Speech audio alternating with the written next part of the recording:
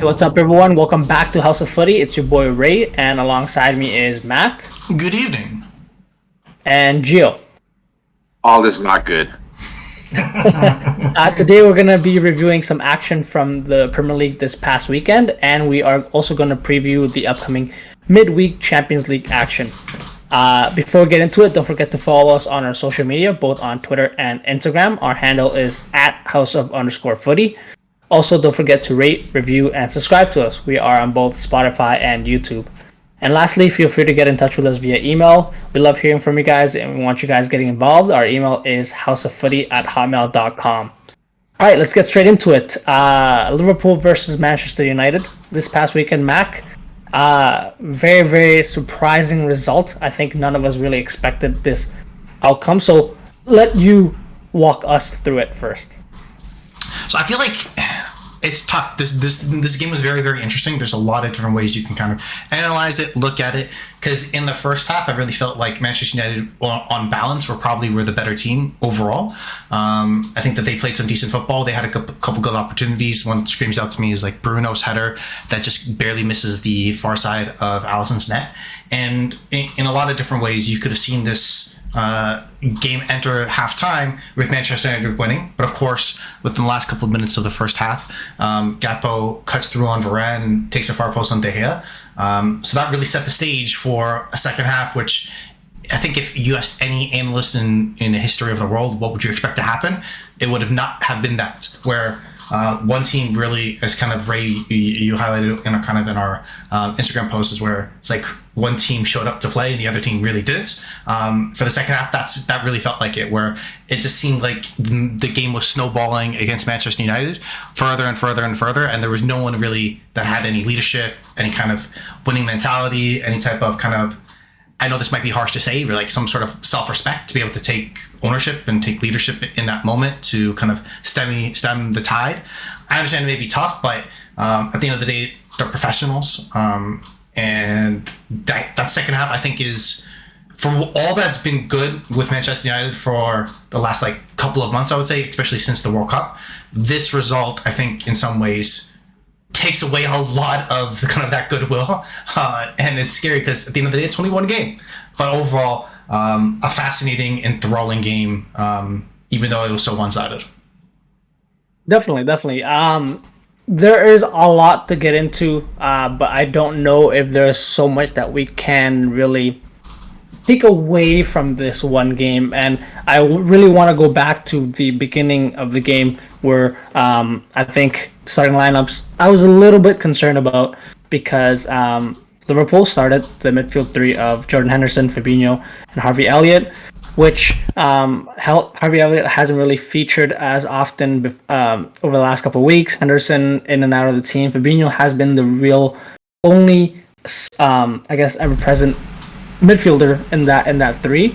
And I thought that any midfield that Manchester United managed to put out would have overloaded that midfield, and it didn't really appear so, especially because of that front line. I think, Gio, we were kind of hoping, well, you would have been hoping that Marcus Rashford would have operated more on that left-hand side, targeting Trent and that defensive, I guess, weakness for Liverpool, but it didn't really pan out that way. What did you think about the setup that Man U had? I really wasn't mad at the setup. Again, there were a lot of early chances, and they didn't look all that poor to begin. It wasn't until really after the first goal where they almost were caught off guard by that first goal and never really regained focus, and it kind of went downhill from there. Apart from that, leading up to that goal, I think it was still anybody's game, and after seeing a couple of those chances, I think a lot of people would consider Man U in the front foot from that point on. But again, after the first goal, it was that sort of that mentality kind of stopped, and we don't know what went wrong. Obviously, like Max said, you would kind of expect a little bit more leadership in terms of even maybe not after the first goal, but when you're down 3-0, 4-0 against a very historical matchup. Somebody needs to say something, and whether something was said in the locker room or not, I think it's just a tough loss in general. But no, I don't think they played poor to begin with. It was after the fact. It was the first goal. Again, the snowball effect, and then it was game loss. I think it's great to point out that it was a snowball effect because even after being 1-0 down coming into the second half, I thought what I was really keeping an eye on was how Ten Hag would have changed this as the game went on. I wouldn't have expected him to make a change right at halftime because, as you guys both rightly mentioned, it was quite even at halftime and either team could have been in front. But I think the succession and the quick succession of goals that were scored, 47 minutes, 50 minutes, within 5 minutes into the second half, Man U were down 3-0 already. And at that point, playing away from home with the Anfield crowd really up for it, it would have been really, really difficult for them to change it. And I think, Mac, that really spurred the Liverpool side to continue to attack. And though there were chances that where Man U had the chances through, Alisson had an error at 3-0 up. Rashford rounds Alisson at 4-0 up and hits it off the post. Some of those chances could have changed the game, but ultimately it is shocking, I would say, the reaction that the players had to really let this continue. What were your thoughts on that reaction? Or lack of reaction by those players? I think in some ways it was tough because I know you guys talked about the initial setup, the initial play. It looked decent from Manchester United. I do think that there were some flaws in how they handled Liverpool's kind of traditional offense in terms of with the way they set up is Antony on the right and Bruno Fernandes on the left. That's kind of really how it shaped up for the majority of the game. And I think in both cases, I could see what Ten Hag's doing where, okay, the idea would be is that if you have attacking fullbacks, there are two different ways. Are we going to track them back consistently and make sure they can kind of get on it? Or are we going to be able to try to get in behind them and try to play progressive football upon them? And it felt like if you kind of look back for a lot of the game, both those players didn't do a great job in terms of handling their individual matchups because they didn't really get any joy going forward from either of those positions. Whereas I think probably, in my opinion, even though all the goals came from the front three and Firmino coming in on late for Liverpool, I thought an outstanding player for Liverpool was Andy Robertson, actually, where on that left-hand side, time in, time out, he was not being tracked by Antony. Dallo really didn't know what to do with his positioning, and that really left a lot of times where, especially even leading up to the first goal, it kind of left a domino effect where players are going to be out of position because their attacking three for Manchester United didn't really do their job. But in regards to the snowball, which you're talking about, at that 3-0, that's when, I guess, if you're Ten Hag, yes, okay, whatever you said at halftime didn't work. We have to make some sort of adjustment here because there is a way to kind of lose a game, kind of with some sort of respect, but kind of just letting the snowball occur, kind of letting it happen at 3-0, kind of just stand there gobsmacked and not really know what to do. I think that's. I thought if he's looked at himself, he looks himself in the mirror probably today, thinking, you know what, maybe there's an adjustment I could have made at that point to make sure it didn't reach that 7-0 point because. As soon as that happened, you can kind of see like the life force in all the ways for the Manchester United players come out of them. Where I think the best example would have been, I think it's Salah's second goal, where Luke Shaw just tries to kind of clear it, go straight to Salah, he gets a tap in, instead of just doing the smart thing in terms of, okay, guys, let's settle down, let's kick the ball out, let's reset. It was kind of, they just were praying for the final whistle versus some sort of adjustment where, okay, we're going to lose, but we're not going to be kind of beaten down in a way. So I think there was no adjustment in terms of how they handled how Liverpool were creating opportunities, and the team then kind of fell out from underneath themselves.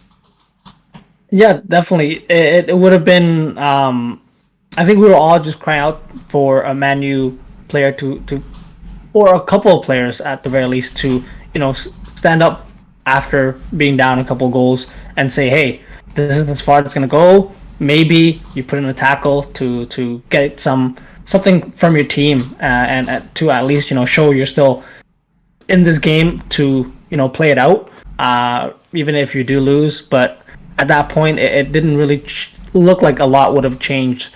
Mac noted here, obviously there were some flaws in the team. And I guess the play style that Liverpool had just after wave of players coming forward hindered the chances for Man U to get back into the game. If there's anything that you would have changed, maybe different players coming on. I know that the players that came on for Man U at the end wouldn't have featured in this game if it was a close game. But is there anything that you would have potentially changed or would have done differently if you were Erik ten Hag, or is it just a fault of, hey, it's a freak game, it's a one-off, regroup, and then we'll see where it goes from here? I mean, I think it's like it's one of those things where it's a freak game. I don't see them. They arguably they've played better teams this season, and haven't lost by this margin. And again, I think as a fan and as a longtime Man U fan, to get one of these heartbreaking losses like this, by a wide margin, it's humbling, and it's not so humbling in the sense that it's humbling in the sense that we still need to get to a certain point. We've had success in the short term, but to be considered one of the top teams in Europe, and to be a constant Champions League contender, a constant Premier League title contender, these types of mistakes and these types of margins can't happen. And at the end of the day, we still believe in Ten Hag, and the thing about this, it's only 3 points. It's not like you still have the points that you have. It's not an extra 3 points per goal taken away from you. So 7-0 is 7-0. Those goals don't get carried into the next game. So I think the thought process is shake it off. Obviously, you got embarrassed. Realistically, you got embarrassed in front of an away crowd that was probably chanting some wild stuff beyond what we could imagine. But yeah, you take it on the chin, and you go out there, the following week, whether it's the Europa League, whether it's the next Premier League game, and you prove to the fans again that you guys are here for a reason, and the success will continue to come as the team continues to grow.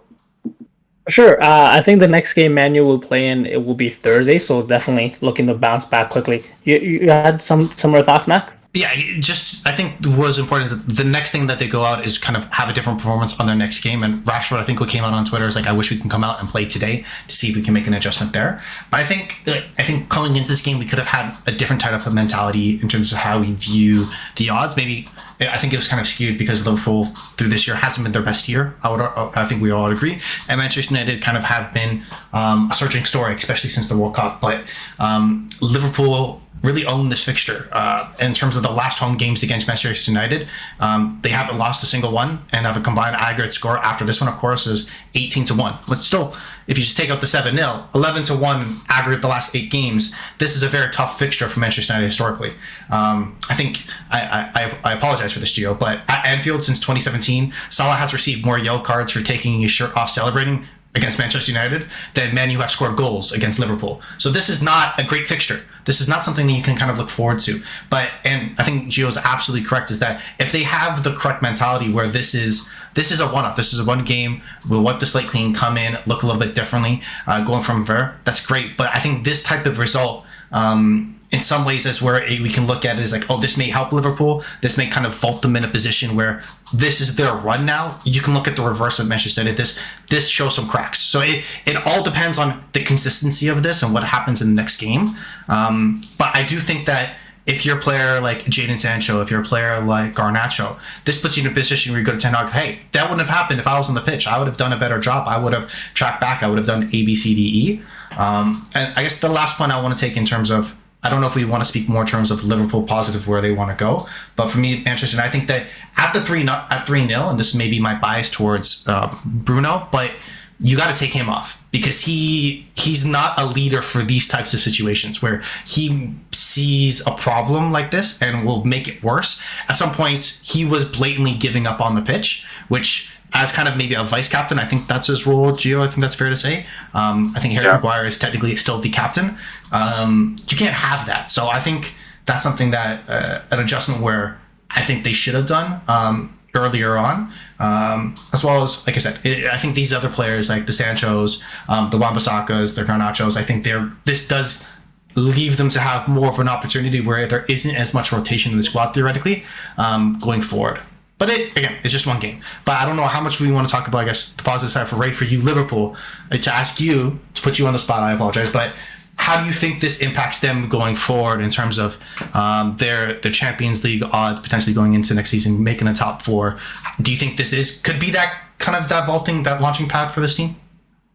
It definitely is a positive, regardless of, I was gonna say, Man U still had chances if they scored the chances early in the first half, or even in when Liverpool were leading in the second half, could have been a different game. But obviously, you get the win against rivals at home over the last couple games, keeping clean sheets here at home at the very least, and having now teams around the top 4 really dropping points here and there. That's definitely a positive. I would still be wary.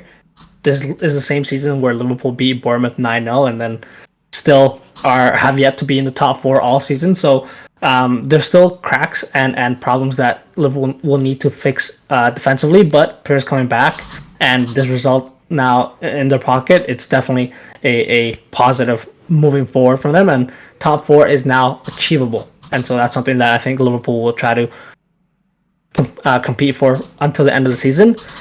With regards to Man U, though, Gio, sort of where do you see it going from here? Are they now, from your opinion, out of the title race? Now 14 points behind Arsenal, granted, with a game in hand. A lot of games to play still, but what are your thoughts on that? Look, I think the whole, like, the quad talk and the title race talk, I think that was all very fun, for the banter. But I mean, in hindsight, that was obviously never the case. I don't think they can make a 14-point gap, disappear. That takes a lot. That takes a lot of going well and a lot of going bad for Arsenal, and I don't think Arsenal are a team this season to be able to blow a gap that large. They are just that consistent this season.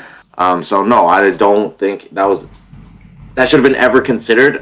Great for the banter. I mean, great to irk Arsenal fans, great to irk Man City fans, but yeah, I don't think it was ever the case. So they just got to refocus and focus on what's important. The FA Cups, the Europa Leagues, those attainable trophies and accomplishments. Put your focus on that and just make sure you maintain that, 3rd or 4th position, and that would be a fantastic season. Yeah, for sure. Obviously, a lot to play for, and we'll see how that turns out, Matt. Actually, I had one more question for you in regards to Liverpool, Ray. I know before we wrap up this part of the podcast, but with this performance, I'm curious to see, because I've seen reports that Luis Diaz is potentially coming back in sooner rather than later, potentially. I'm not too sure. But I think he might be training, yeah. But if this front 3 is playing as like this, does he just walk back in and get the starting spot? And if so, who does he take out? That's what I want to ask you.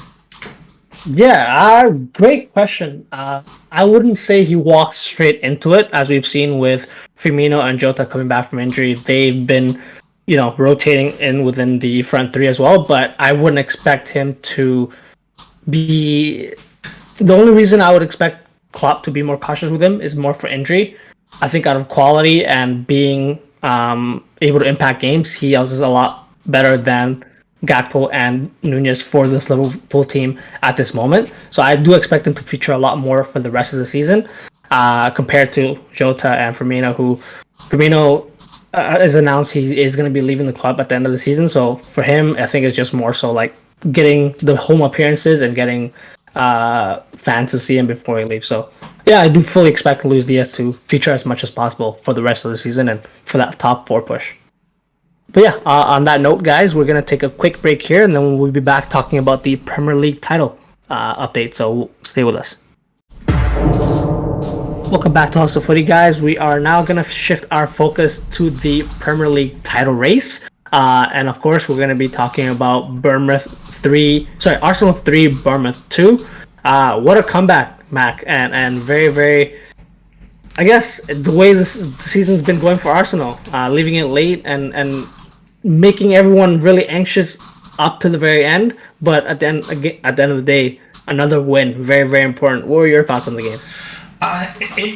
In some ways, this was an Arsenal greatest performance, and especially in the first half, there wasn't a whole lot of, I would say, opportunities or key chances that they were able to create kind of through their traditional game style. But as they've got deeper and deeper into the game, especially coming back from a 2-0 lead, it very much was kind of the old adage where a 2-0 lead is kind of the worst type of lead, because as it played into that, Bournemouth set deeper and deeper and deeper and put themselves in a position where there's only one team realistically going to be able to kind of create an opportunity. Whereas at some points when Bournemouth were up 1-0, they were a little bit more of a dangerous team that posed some questions to that Arsenal backline. And I think even Ramsdale had to make kind of a one-on-one save too. So there was, it seemed like as the game got further into it, Arsenal were able to show more of their quality. Of course, in the manner that they did end up picking up all 3 points, of course, was kind of fantastic and kind of Hollywood-esque in a lot of ways. So overall, I think there's nothing but you can be happy. Can only be happy with this type of win and this type of performance. And I think in some ways, even though it is against a bottom 3 team, it was very much a kind of a statement win, because as we've talked about, I think we've said multiple times throughout the season, if this was Arsenal from 2 years ago, they lose this game 2-0, wrap it up, call it a day. If this was Arsenal even from last year, they maybe would have got the tie, but that was about it. But it was that last extra gasp that this team does have, that little bit of quality, that little bit of belief in those moments where they're able to pull through. Exactly. Gio, you were mentioning earlier in our other podcast, actually, Bournemouth have this in them. The way they started, They really do. and the way they attack defenses and just go for it. Sometimes leaving themselves exposed, but they have that in them to really go at teams, and it paid off with the quick goal and even taking a 2-0 lead. But from there, would you argue it was essentially all Arsenal? 31 shots in total taken by Arsenal in that game. Just the way their season's been playing out, and this is just the results that we're now accustomed to see from this Arsenal team. What were your thoughts, Gio? No, I absolutely think Arsenal just, again, it's the consistency and the drive to win. Really, not counting themselves out after going down 2-0. It's that perseverance that is the difference maker. That sort of Arteta has kind of instilled in the team. I just want to give a shout out to Aaron Ramsdale, because they were already up 1-0, and for him to make a huge save on that break, that square ball, for most keepers, it's tough. It's a tough save. But for him to make that, to keep them into the game at 1-0 at that point is beyond huge in hindsight. Because going down 2-0, I think could have been like maybe 15 minutes, would have been killer for Arsenal. Of course they came back, but who knows how many could have gone in after beyond that point. So for that save alone, I'd give them huge credit there. But yeah, no, I think it was just a very consistent performance. Albeit going down 2-0, it almost didn't faze them. They always kept themselves in the game. And again, a goal from Ben White. I think we were having an off-camera discussion about Ben White, but the importance of Ben White, obviously showing now. Adding on the score sheet. So the things that he doesn't, the things he does that doesn't show up on the score sheet, now are. That's all they can really ask for, is for all the players to chip in, in some sort of way. So I think, all in all, watching the game was thrilling. Arsenal are just a very fun team to watch. They're very cohesive this season, and to see all the guys, especially Saka, just ball out, is very fun to watch.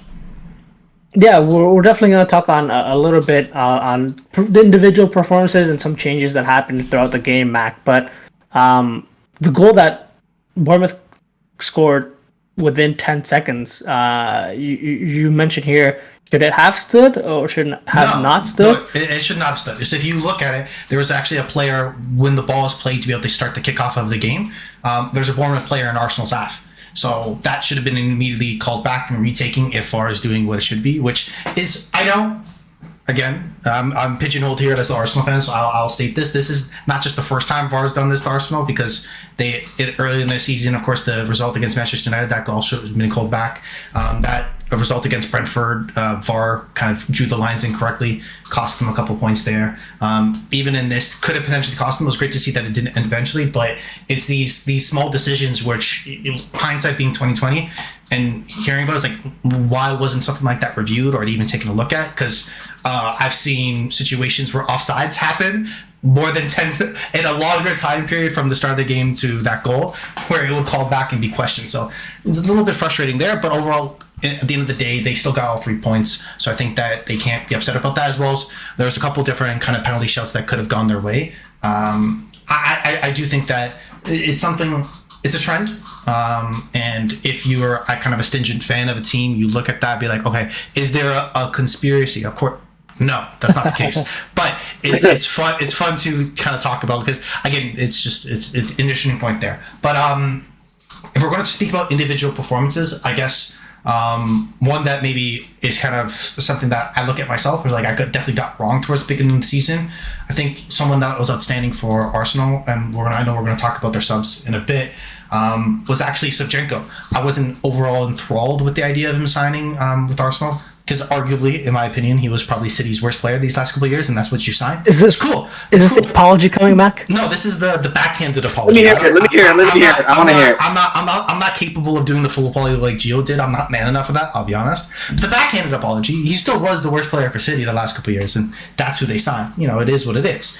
But in terms of, I think Ray, I think you were spot on with him in terms of the flexibility and be able to make the adjustment of how they play is very key. Because in this game, he had 116 touches, which is more than every other Arsenal player, as well had 9 different shot creating chances where he either led to someone else shooting the ball, him shooting the ball himself. So in a creative sense, in a final third, he's not doing what a left back should. So in all actuality, it's very similar to, in a lot of ways, a supercharged version of what Bernardo Silva with Man City was doing these last couple of weeks, where in all actuality, he's a midfielder. He's just subletting as a wide back in defensive third, and is decent enough to kind of, in comparison to Bernardo Silva in some ways, to understand the position and understand that role a little bit better. Because I would argue that's probably the weakest part of his game, right? And if the Arsenal playing like they have been, that's not exposed because he's so good at it. So overall, I think the midfield like Partey, Odegaard in this game are really what kind of kept them in it and allowed them to, even though they weren't clinical enough, I would argue, in the final third,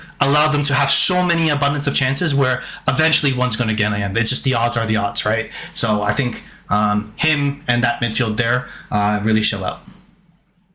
Yeah, one other player that I really wanted to just mention is Thomas Partey. Obviously, he gets involved with scoring the first one for Arsenal to really get them back into the game. But just overall, his performances throughout the season, his ability to obviously deal with danger as soon as it happens and really keep Arsenal back onto the front foot. Whereas if Jorginho was in instead of Thomas Partey in this game, who knows? Would he have ended up at that back post to sort of put them back into the game? Would he be able to really rotate that possession as well as Thomas Partey has done so far in the season? Well, obviously he wasn't really signed as a starter, I would argue. But again, Thomas Partey is the starter for a reason, and it's huge a reason why they have been doing so well for this whole up to this part of the season. But I know we're going to talk about some of the subs here that came on. Ben White, Reece Nelson, both goal scorers to help Arsenal get the win. But Gio, I would say after Arsenal tied it and before obviously they won it at the last play of the game, for me it looked like Arsenal, it showed in this sort of period of play that they really missed Gabriel Jesus and that threat in the box, where obviously Arsenal were always going to pile out the pressure. A lot of chances were going to be created, but a lot of the crosses that they were just delivering into the box were being dealt with, I think, comfortably enough by the Bournemouth defenders. And you want, in that case, a player like Gabriel Jesus who might just be a little smarter, a little quicker than one of the Bournemouth defenders, and then gets a chance out of nothing and is able to score on that. So I guess just wanted to touch on that. They have been very consistent in the lineup, and Gabriel Jesus has been out, but is that a little bit of a concern for Arsenal? Obviously they got the win, but is that a concern for Arsenal going forward in terms of maybe playing a very, very deep line and creating chances? No, I don't think so yet. Yes, he is important for the team, but I just think, I think when their midfield's clicking, they can make do with what they have.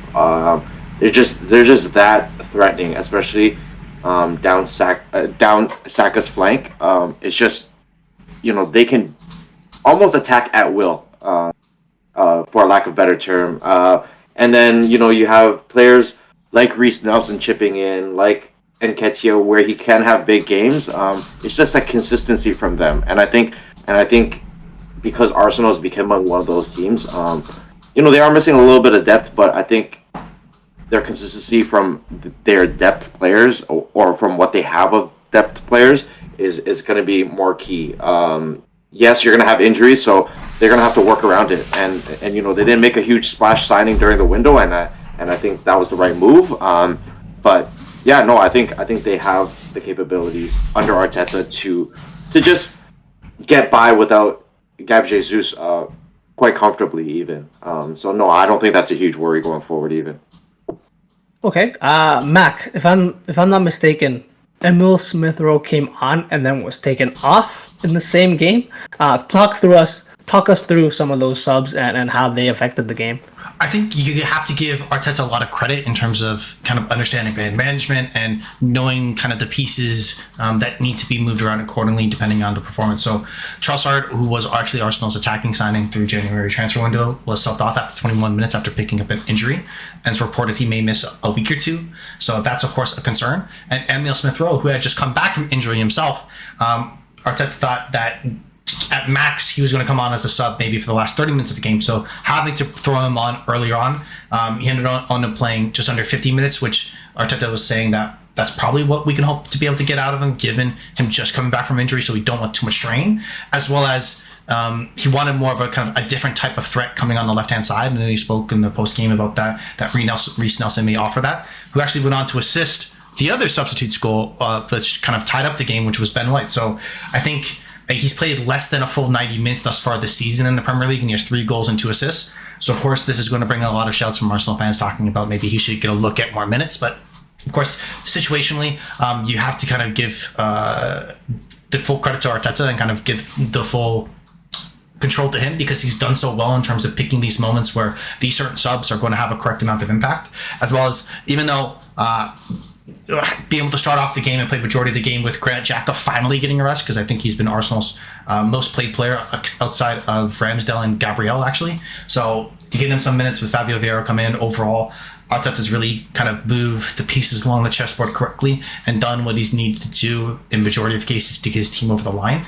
So you have to give him a lot of credit there. The interesting part will be is that if these injuries have already happened, like that's why these signings over the January transfer window were so important, because Nketiah is going to get hurt. And at that point, what can you do? Because if Trossard wasn't there, then you may have had to push Emil Smith-Rowe in a position to start the game, which he's not ready for, right? So overall, they might just have enough, but still goes to show that going into future years, this team still needs to be added to for sure. Yeah, for sure. And if they win the title, that's definitely something that, well, they're going to finish in the top 4, but if they win the title, that's obviously going to bring a lot of attention into this Arsenal team, and maybe players are going to want to join and continue with this Arsenal team to defend their title. But a question you put here, Mac, is that Reece Nelson goal, last minute, mayhem in the stadium, is that goal going to be replayed the most? Gio, personally, I don't think it. Obviously, it's a great meaning to this title run, but I don't think it was the greatest goal that Arsenal have scored so far this season. First of all, I know I'm going to be Mac, you might not agree. I don't think that was the best touch by Reece Nelson to set it out on his weaker foot. And then also the Bournemouth defenders weren't as quick to close them down. Granted, it was the last minute of the game. Gio, what were your thoughts on that goal? Was it a well-taken goal? Could it have been defended better? Well taken. I think he did well to place it, obviously. And that's the most important thing. I think a guy of Reece Nelson, who obviously came up through the Arsenal system, grew with the club. It's very easy for player like him to kind of lose his mind and really just, blast it and try to make a difference. You want to hit a banger, you want to score in front of the crowd. But for him to be calm on the ball, place the ball in, was fantastic. I think if Arsenal go on to win it, I think, this goal will mean a lot to them. Coming back from 2-0 down, that's a big comeback win. No matter who it was against, it's still a great team effort. Will there be better goals scored? Absolutely. But in terms of what it meant at that very moment, to create more of a gap from the league, then I think it will constantly be in talks of even top 10 goals for Arsenal this season, based on the situation at least. I think that was a great goal. Yeah. Same question, Matt. I agree with Gio. I think he's spot on there. It's about situation. It's definitely not the greatest moment. It's definitely not the cleanest moment. But I'll use this as a comparison, and maybe, Ray, this will hit home right to you. It's kind of like the Origi goal against Everton in some ways, but a lot better, of course, in terms of quality, but importance. Yeah. That's the key factor, is where I think that, because it's a decent goal to look at, cool, but it's about the moment, the situation, and what it means to this, because theoretically, if Arsenal and Man City both win out from here, let's say argue Man City beat Arsenal in the fixture, the difference between them is 2 points. This goal is what kind of won the title. That's the argument will be made, and considering it's that last minute, 97th minute goal, and even though there was only 6 minutes of added time, I think that's what kind of drags it. That's why maybe theoretically the most important goal thus far this season. But there's still a lot to play for, because who knows, they may be in a situation again like this where they have to pull something out of their ass. So I think that it'll be interesting to see what happens there. But an exciting moment, and you love seeing the camera shaking, even though these are the best cameramen in the world, and everyone shaking, and it's crazy. It's kind of like they added in FIFA, I think this last year, is where if you score a goal in the 90th minute, even the screen starts shaking as well. So it was it was one of those moments. So it was definitely exciting to see. So what I'm hearing is this is Arsenal's Aguero moment, and so on that note, we're going to switch our focus to Man City, who, back to the old ways, Gio, won their game against Newcastle 2-0. Hey, you guys called it out. I thought Newcastle had a chance, but it looks like Man City might just be back to their old selves, maybe looking to give Arsenal a run for their money and push for them all the way to the end for that title. What are your thoughts on this game, Gio? This was really sort of classic Man City, the way they love to dribble. I think it just showed, Pep went back to his classic, lineup with the four in the back. Bernardo coming off is such a luxury. Coming on as a sub, such a luxury. The more we see it, it's just a great Man City performance. Obviously, I would like to have seen more from Newcastle, the way they almost allowed Phil Foden to dribble through that defense and to really just, have a shot at net. That was kind of disappointing from Newcastle. But again, what I do want to shout out is Haaland making, a smart pass. And I know he's a heads down type of striker. For him to make that pass for Bernardo was very nice to see. So I think all in all, you can't ask. Obviously they could have dominated a little more, knowing what Man City's capable of. But I think a 2-0 win, great for GD and a great 3 points. Yeah, for sure. Newcastle, as we talked about previous to this, haven't been on the best run of form, and so it would have been a great game for them to bounce back to, given the result that they had early in the season. But Man City flexing their muscles, Mac and Gio said, the depth in their squad. Foden now coming back, and again, standout player, I think, as well for this game, the way he's able to pop up on different parts of the field, take the game and really make it his own, getting on the score sheet now. Perfect time for him to come back into the team and continue that push. But I guess, what does this mean for City? Because it looked like they were going to be just 2 points behind Arsenal. With this result, Arsenal were, having troubles in their game. But is this sort of the typical City we expect? What are your thoughts? I think this may put them in a position, because this was on paper a tough game to look at because Newcastle have thus far the season been a surprise, been doing very, very well. A large portion of the season has been in the top 4. Of course, this was all pushed down to 6th in the Premier League. So yes, correct that they haven't been in terms of a great run of form from them, but this could potentially be the kind of that end of season. We've seen this the last couple of year runs for City where they pick up a great performance towards the end, like middle half of the year, where they start to kind of snowball from there, where they're able to continue to kind of dominate and win 13 games straight. They're a type of team that's able to do that and kind of see out teams. They still haven't hit that like 4 or 5 nothing consistently where they have done in the previous years, but I feel like they definitely can get to that point, and this may be a result that helps them to be able to get there, because a lot of the key characteristics of this team really showed there. In that final third, they're great in possession. There was a lot of movement, the interchanging of play between players. Haaland felt like more, even though he never even got on the score sheet, was seen like more of a seamless fit into the team in this game, where he has in previous games. So overall, positives there. I think, though, in some ways, even though City did go on to win this game, I thought they could have very easily lost this game in some areas as well, where Newcastle had clear opportunities. Sean Longstaff, he had a cup of tea at one point when he tried to line up a shot that Ake came back to block because he had so much time and didn't know what to do with it. Great block.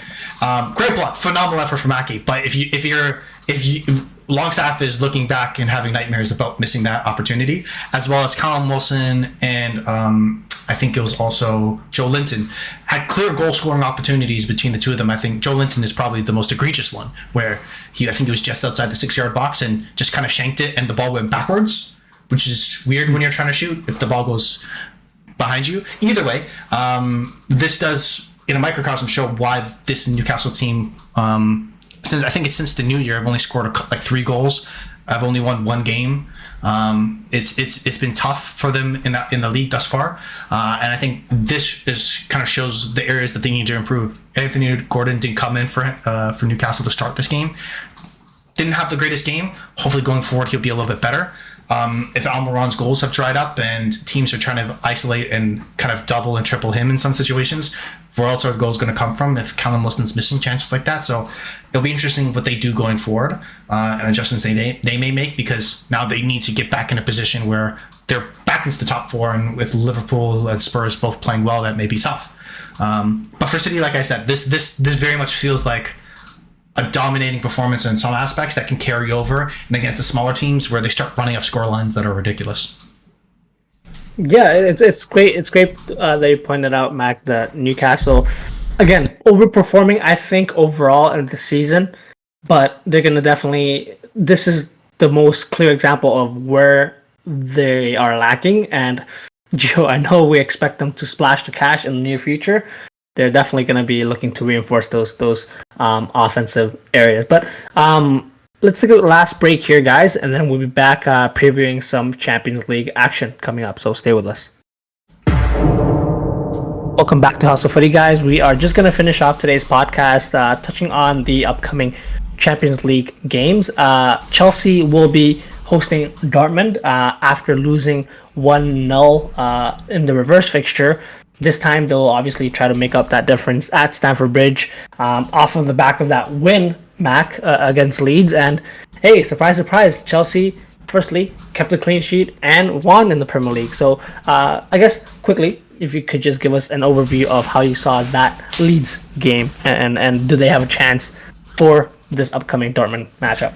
They do have a chance, but I'm going to keep in the hate of them and an enjoyment of how poorly they're playing and say they don't have a chance, because in this game, I think it's very set up very keyly for Dortmund in terms of playing on the counter. They have the players to do it. They have the ability to be, if they are able to kind of absorb more pressure defensively, they have the outlets where they can be a very threatening team. Adeyemi scored a phenomenal goal, and if a goal like that happens again to this Chelsea team, would I be surprised? No.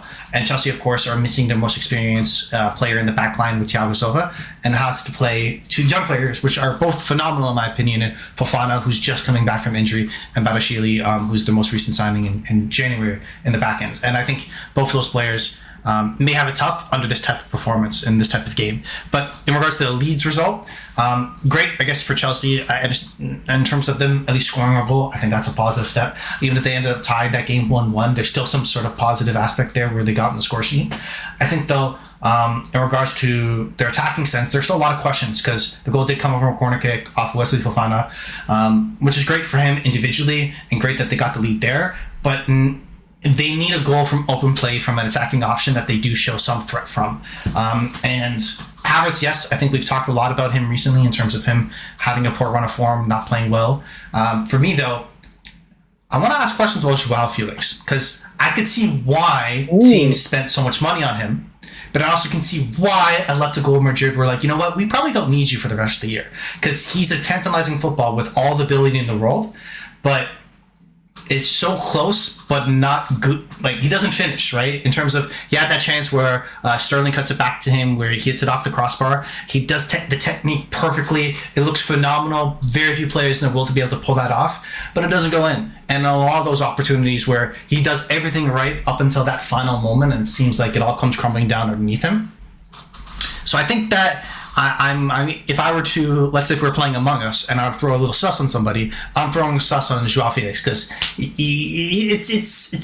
I have questions, and hopefully going forward he does answer them. I have been a huge fan of him for many years, but watching him more closely now that he's played for Chelsea, I could see why Atletico Madrid were like, you know what, like I said, we don't need you right now. But we like you enough to want you to come back. That's the key part. I mean, after they invested so much money, I hope so. But yeah, no. I could definitely take that. Against Leeds, I thought they looked a lot better going forward. Reece James was missing for this game, I believe. But even though they did start Loftus-Cheek as a right wing back, Sterling coming back into the team, I think he was the bright spot, and he created a lot of the chances. And with him coming back, hopefully it adds on to that Havertz, Felix misfiring, and with them maybe creating chances for each other. Positives can come from here, and maybe they can get through to the next stage of this Champions League season. But Gio, what are your thoughts and chances for Chelsea beating Dortmund?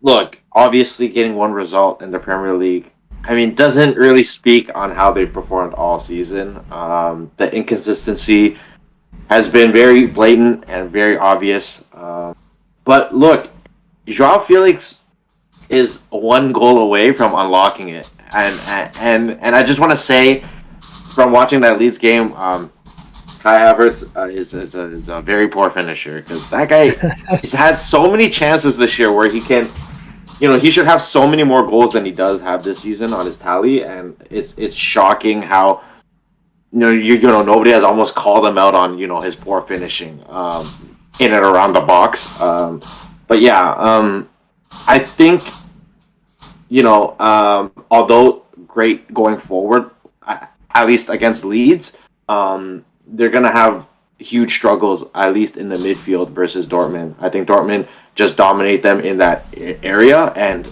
because they dominate in that area, Chelsea are not gonna have the ball to sort of pass to their attacking players. So I think Dortmund do get the result in this game as well. Yeah, I think the only real way for for Chelsea to really get a positive result is if they can score early. That way, whether it's through open play or a set piece, anything to really disrupt Dortmund's game plan to really sit deep and hit them on the break will be Chelsea's best option. Because apart from that, if it's open play, like Mac mentioned, the inexperienced back line, even though they had Koulibaly, I think, as a back three, still that back three doesn't really have a lot of playing time together. Fana on one side and Madishile on the next side. Definitely a spot that Adeyemi or any of the Dortmund attackers will really look to exploit. So I think Dortmund are favorites to go through. Chelsea might have a chance to come back, but we'll definitely see how it goes. And the longer it goes tied, the more it's in favor for Dortmund to really just hit them on a break. I think we all agree. So we'll keep an eye out on that game. The next game we're going to talk about now is another German team. Bayern Munich will be facing PSG this week. Bayern obviously winning 1-0 in the reverse fixture through a Coman's goal against his former side. Big news though, Gio. Neymar is out for the rest of the season. Well, big news for PSG, but is this a positive or negative for PSG? What do you think? When does he typically get injured? Every year. Hey, it's not his sister's birthday. It's not his sister's birthday. It's not. Oh, okay. Typically this time, but this is confirmed it's an ankle injury. Yeah. No, you're right. The rest of the season is what you're telling me. Yeah. Okay. Yes. I mean, I would not. And I'm just saying, Fair. raising a point, raising awareness. Is Mbappe back? Mbappe is back. Can you guys confirm? Yeah. Okay, so now that Mbappe is back, I think Bayern have a little more to worry about. I think, they obviously have to worry about, it's Mbappe. You've seen what he's done in the World Cup finals. He can be that one-man show. But again, the rest of the team, I have questions for. But Bayern almost narrowly won that game. They didn't really, they only scored that one goal by Coleman. I think this is a toss-up, really. I think this is going to be a great game to watch. This might be the best game to watch if you're a football fan. Just looking for a game to watch. I think this would be the game to watch. I think Mbappe is going to have a good game this game, and he's going to really put Bayern on their heels. And again, Bayern's one of those teams this season that is also a curveball. You don't know what you're going to get from them. Defensively, they've been a little shaky, so we'll see how Mbappe and Messi kind of exploit that. Yeah, Mbappe now becoming PSG's all-time goal scorer, overtaking Edinson Cavani this past weekend. Hey, what a way to really continue his season. We talked about that comeback performance against Argentina in the World Cup final, breaking this record, and obviously PSG are looking to take the next step and win the Champions League MAC. With Neymar out, there's always concerns about that front three not working hard enough defensively. Could this be a way for PSG to now be able to slide in another player in midfield to help them against that Bayern domination of possession, and maybe offer them some more help and provide them more, honestly, just balls to the top for Mbappe? Yes, I could see where you're going from that. The only interesting part was because the Neymar is an important option, providing width in that attacking sense, because Mbappe plays very centrally, and so does Messi, right? So I think that might be the downside to it in terms of attacking sense, where they might not have the creativity out wide that they do need. But adding an extra body in midfield, maybe theoretically playing with the three center backs that they have and the two wing backs, maybe that's enough, where there is still that enough width for that team to be able to create more spaces for the Mbappes, for the Messis. I think in terms of, I do want to correct one record though. I apologize. It actually is Neymar's sister's birthday in 5 days, so I was incorrect on that. So maybe this does line up with the Gio's thought. So I apologize there. I'll be better. Don't worry. But it does line up to his interest. So I get that. As well as in terms of records being broken recently, is that I think this past weekend it was Messi put himself in a position where now he's the first player in history to have over 1,000 goal contributions in a top five European leagues. So I think it's like 299 assists and like 701 goals, something like that. So absolutely obscene. So both him and Mbappe have been in a position to break records recently, and going into this game need a kind of record-breaking performance to beat a Bayern team, which I think thus far this year they're tied for first in the Bundesliga, haven't hit kind of their clean sight, kind of their best stride recently, but in the Champions League remain undefeated. Have won all 7 other games, so they're still definitely a very difficult matchup and a threat to them. And they will need a strong performance from both their big boys that are available in this game to come up with a result. Yeah, obviously we know the history of Messi against Bayern in the Champions League. We recall that was it 8-2 result as well. Bayern beating Barca in the knockout stages a couple years ago. Messi had a different team though back then, and with Mbappe, I just think he is that type of player that, like we saw in the World Cup, he doesn't know when to stop. And even though they are down by one in this fixture, he's gonna be nonstop trying to get behind that back line and try to create chances for himself. And so definitely, like Gio said, a very interesting fixture to watch for all neutrals and all football fans. But so I guess before we wrap it up, Gio, before we say goodbye, give us a final prediction for this matchup, and who do you think is going to go through? Final prediction, I think it's going to be a 1-1 game, and I think Bayern goes through. Ooh. Okay. I think they're good enough to set up shop. Apart from Mbappe and Messi, it's not much of a threat, I think. Fair. If they are to set in a low block after scoring a goal, I think they're more than capable of moving on to the next round. Okay, quick. I like that. Mac, same question for you. I'm going to go 1-0 PSG, takes to extra time. I think that's where maybe this game goes. And I think at that point, PSG will probably pull it out then. So I think it's a little bit more of a long shot result there, but that's what I'm anticipating. And also to go back, I apologize, to go back to the Chelsea-Dortmund game, I'm going for Dortmund again to win that game because it'll be fun. And Dortmund have been undefeated since coming back. They've have won every single one of their games since coming back from the World Cup. So that trend will continue there. So I think if you give 2 for 1 there in terms of what I think predictions-wise, that's where I'll go. Okay. Hey, I like that. Personally, I don't think this PSG team can keep a clean sheet. So it's really just going to be who can score more in this game. And unluckily for PSG, I think though Mbappe is that type of player to be able to single-handedly win your game, Bayern just has too much. And I think it might be a close game, but Bayern will likely go through. So we'll definitely keep an eye on this, and we'll touch on that, all the results from this midweek in our next podcast. So if you like what you heard, please like and subscribe to us on our social medias at House of @House of _Footy is where you'll find us. If you have any comments, suggestions, or general banter, feel free to get in touch with us via email, houseoffooty@hotmail.com. Next time you hear from us will be Friday when we preview the Premier League games for the upcoming weekend and review the midweek Champions League games. On that note, thank you, Mac, for joining us. Thank you. Thank you, Gio. Great boys, we'll be back. And thank you guys for listening.